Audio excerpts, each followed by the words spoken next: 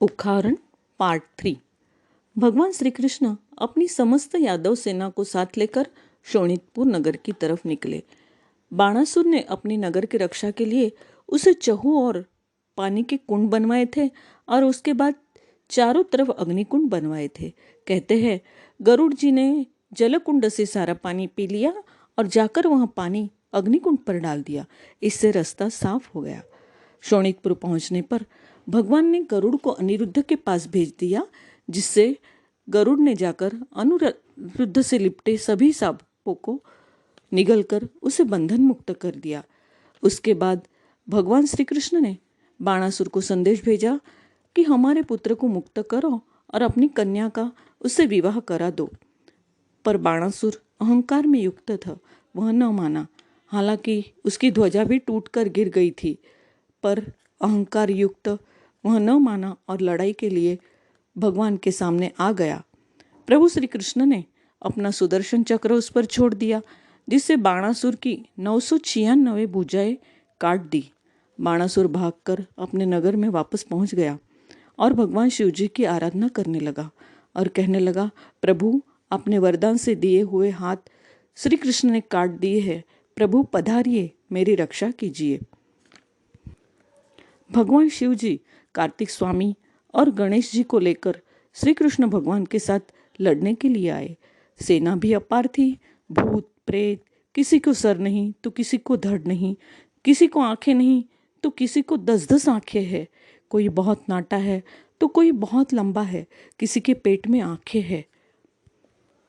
वहां पहुंचकर भगवान श्री कृष्ण और भगवान शिव जी की सेनाएं आपस में लड़ने लगी और शिव जी और श्री कृष्ण के बीच में वाक युद्ध यानी कि शब्दों का युद्ध चलने लगा।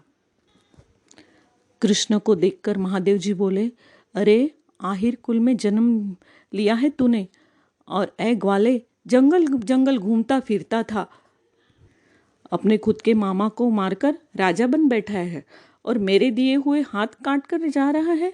कृष्ण बोला, तुम तो बैल पर घूमते फिरते हो, एक घोड़ा तक तुम्हें नसीब नहीं हुआ सवारी के लिए, फकीर बने हुए घूमते हो। महादेव जी क्रोध में आकर बोले, तुम तो नारियों के सामने छाछ के लिए नाचते थे और नारी के वस्त्र भी पहना करते थे। तब कृष्ण भगवान बोले, मैं तो नारियों के सामने नाचा और वस्त्र पहने यह सारी दुनिया ने देखा, पर तुम तो साधु बनकर भी एक भिलनी के मोहपाश में अटक गए और उसके पीछे दौड़े थे। यह सुनकर महादेव जी को अत्यंत क्रोध आया और वो क्रोध के साथ उन्होंने त्रिशूल फेंक दिया। यह देखकर भगवान श्री कृष्ण ने अपना सुदर्शन चक्र छोड़ दिया। इसकी आग से सारी पृथ्वी जलने लगी। दोनों सेनाएं आमने सामने आकर लड़ रही थी। दोनों एक दूसरे पर भारी पड़ रहे थे, क्योंकि दोनों के हृदय में अपने अपने इष्ट का स्मरण था। शिव जी के मन में श्री कृष्ण का स्मरण था तो श्री कृष्ण के हृदय में शिव जी का स्मरण था। चारों तरफ हाहाकार मच गया। तब ब्रह्मा ने आके उन्हें समझाने की कोशिश की तो शिव जी ने कहा, मैं पीछे हट नहीं करूँगा।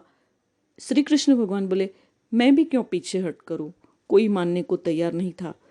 फिर भी ब्रह्मा ने उन्हें समझा बुझाकर उन्हें उनका यथार्थ का स्मरण करवाया। दोनों देव अपने अपने पूर्व स्वभाव में आए और जैसे कुछ हुआ ही ना हो इस तरह एक दूसरे से गले मिले और एक दूसरे के कुशल समाचार पूछे, एक दूसरे की स्तुति की। शिव जी ने बाणासुर को बुलाया और श्री हरि के चरण धुलवाए और श्री हरि ने उसे अभयदान दिया व उषा से अनिरुद्ध की विवाह की तैयारी करने को कहा। इस तरह भगवान शिव व श्री कृष्ण के समाधान के प्रतीक है ओखा और अनिरुद्ध। बड़े ही धामधूम से यह विवाह संपन्न हुआ। ओखा की विदाई की गई। अनेक चीजें दहेज में भेंट स्वरूप दी गई। भगवान श्री कृष्ण नवयुगल के साथ द्वारिका पधारे। उनके रहने के लिए वहाँ एक सुंदर भवन सजाया गया। पूरे नगर में भी सजावट की गई, मिठाइयाँ बांटी गई, शहनाइयाँ बज रही थी, आनंद उत्सव मनाया गया।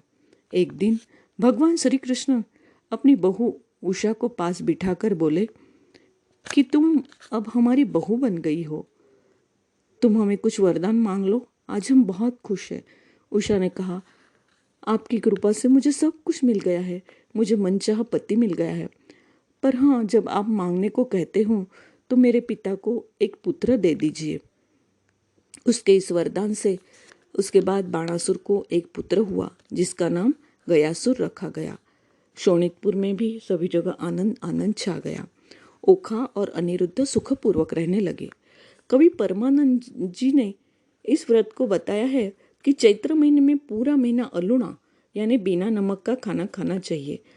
वो ना बन सके तो 5 दिन, वह भी ना बन सके तो 3 दिन, और वह भी अगर असंभव हो तो आखिरी 1 दिन बिना नमक का खाना चाहिए।